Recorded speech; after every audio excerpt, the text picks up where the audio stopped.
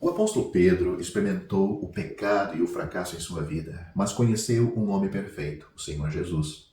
E quando ele pegou sua pena para escrever sua primeira epístola, ele incluiu dois retratos deste sem pecado.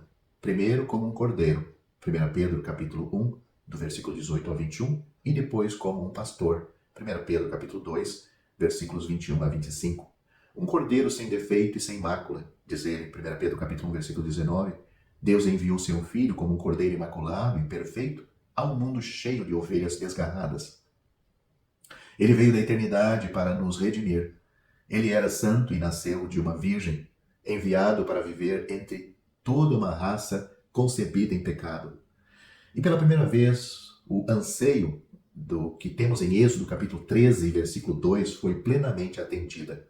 Aqui estava um filho primogênito, perfeito, santo.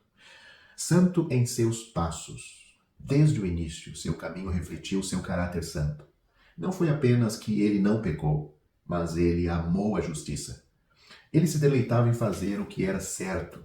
Ele amava a vontade de seu pai.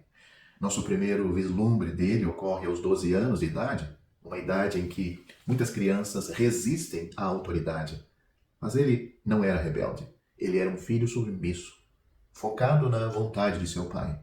Os mestres em Jerusalém ficaram maravilhados com seu conhecimento, mas Maria e José não o entenderam. Ainda assim, ele os honrou, voltando a Nazaré e submetendo-se a eles. Toda a história está em Lucas capítulo 2, do versículo 46 ao 51. Por 30 anos ele viveu uma vida imaculada na obscuridade, crescendo no favor de Deus e dos homens. Cada passo que ele deu foi certo.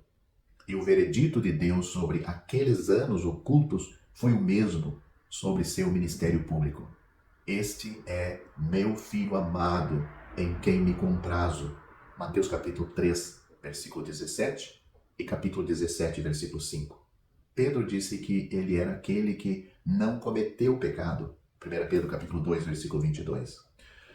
O padrão da lei de Deus já era inatingível, alto para a humanidade. Então, o que Cristo fez quando veio? Ele levou nossa compreensão a um nível ainda maior. Você leia com cuidado Mateus capítulo 5, do versículo 17 ao 48. Não apenas o assassino foi condenado, mas também a raiva descontrolada também. Não apenas o adultério, mas também a luxúria. Não só devemos amar nossos vizinhos, mas também nossos inimigos, e assim por diante.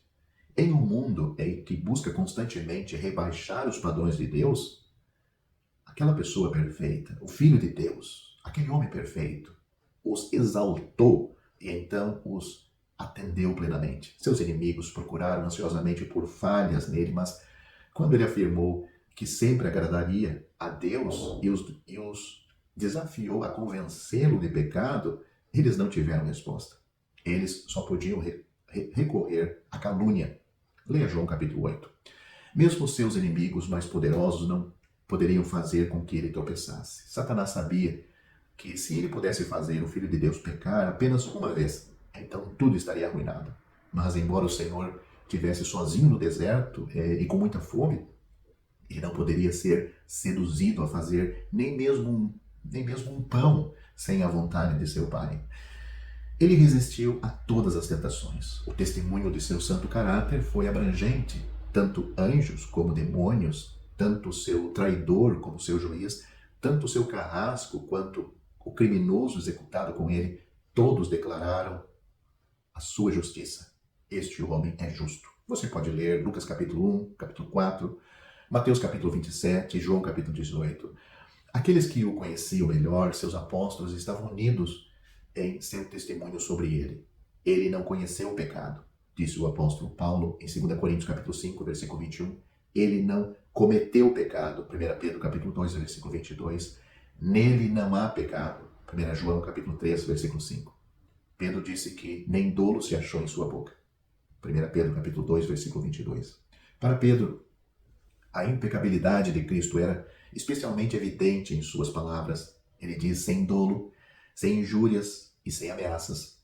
Nós pecamos tão facilmente com nossas línguas indisciplinadas. Basta um momento de descuido para mentir, exagerar, ameaçar ou se gabar.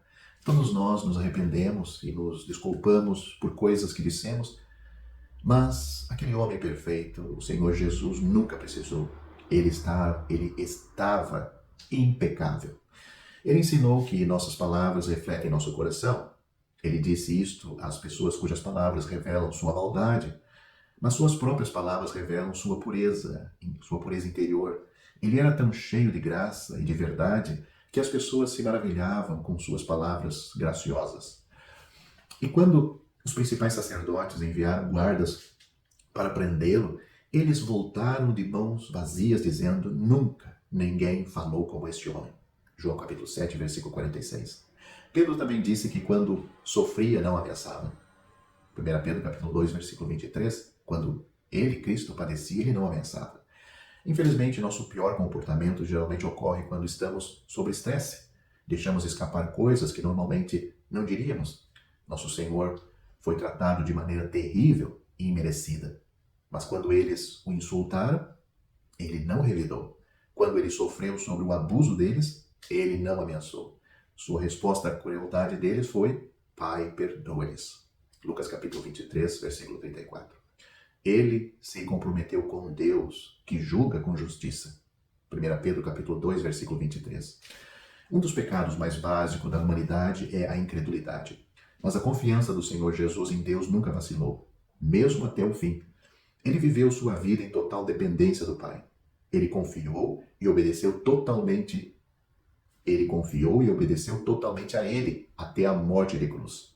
É isso que declara Paulo em Filipenses capítulo 2, do versículo 7 a 8. Ele mesmo carregou os nossos pecados em seu próprio corpo sobre o madeiro, para que nós, mortos para os pecados, pudéssemos viver para a justiça. 1 Pedro capítulo 2, versículo 24. Se ele tivesse pecado pelo menos uma vez em sua vida, então ele não poderia ter sido nosso substituto. Mas como o sem pecado, Deus o fez pecado por nós, para que nele fôssemos feitos justiça de Deus. 2 Pedro capítulo 5, versículo 21. Antes do Calvário, ele nunca conheceu nada além do deleite e do sorriso de Deus, mas lá na cruz ele sentiu pela primeira vez a ira e o abandono de Deus contra o pecado. Ele levou em seu corpo os nossos pecados sobre aquele madeiro. Ele tomou o nosso lugar no julgamento de Deus. Deu sua vida e depois ressuscitou triunfante sobre os mortos. A sepultura não poderia reivindicar que ficasse na morte aquele que não tinha pecado. Como salvos pela fé em Cristo e agora ocupando já neste mundo uma posição de santos, temos um chamado elevado, viver para a justiça, mas também temos um grande apoio, um pastor para nos guiar e um santo sumo sacerdote para nos sustentar. Tudo isso você pode ler em 1 Pedro capítulo 2, versículo 25 e Hebreus capítulo 7, versículo 26. Ele está sentado à direita de Deus como um homem perfeito e glorificado. Quando a pressão da tentação parece esmagadora, podemos buscar ajuda naquele que foi tentado como nós, mas sem pecado. Ele resistiu ao ataque implacável da tentação sem ceder um centímetro. Ele sozinho, de todos os homens, suportou todo o seu peso sem vacilar ou ceder por um momento. Por causa disso, ele pode nos dar graça para ajudar em tempos de necessidade. Hebreus capítulo 4, versículo 16. E se falharmos, então ele se aproxima como advogado, Jesus Cristo o justo, para nos restaurar a comunhão com o Pai. 1 João capítulo 2, versículo 1. Devemos dar graças a Deus por nosso Salvador sem pecado.